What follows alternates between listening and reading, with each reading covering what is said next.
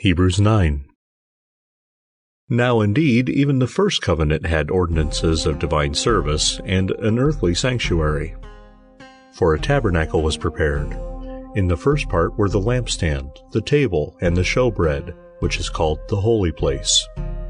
After the second veil was the tabernacle, which is called the Holy of Holies, having a golden altar of incense, and the ark of the covenant overlaid on all sides with gold, in which was a golden pot holding the manna, Aaron's rod that budded, and the tablets of the covenant.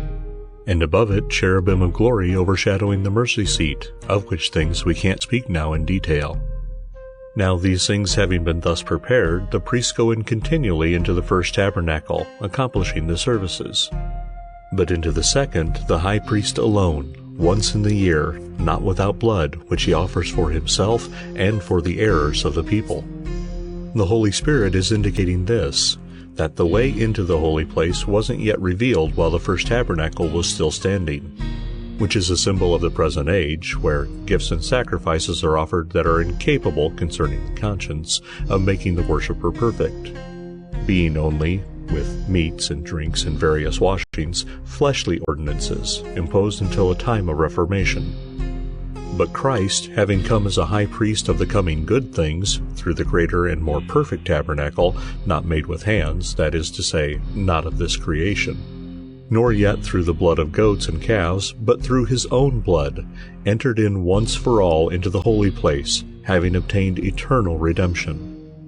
For if the blood of goats and bulls and the ashes of a heifer sprinkling those who have been defiled sanctify to the cleanness of the flesh, how much more will the blood of Christ, who through the eternal Spirit offered himself without defect to God, cleanse your conscience from dead works to serve the living God? For this reason he is the mediator of a new covenant, since a death has occurred for the redemption of the transgressions that were under the first covenant, that those who have been called may receive the promise of the eternal inheritance.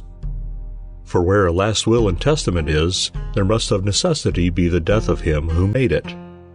For a will is in force where there has been death, for it is never in force while he who made it lives.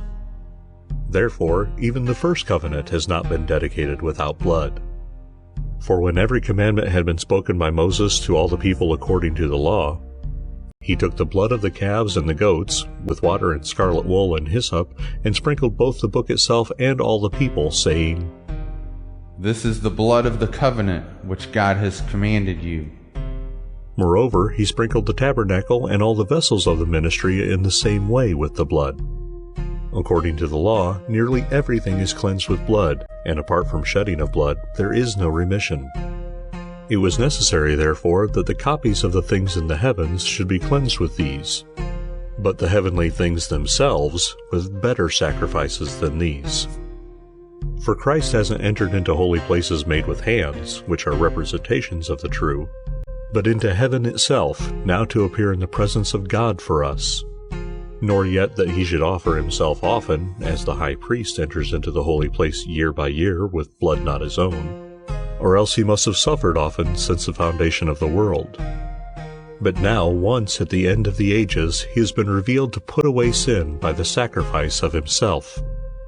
Inasmuch as it is appointed for men to die once, and after this judgment, so Christ also, having been offered once to bear the sins of many, will appear a second time without sin to those who are eagerly waiting for him for salvation.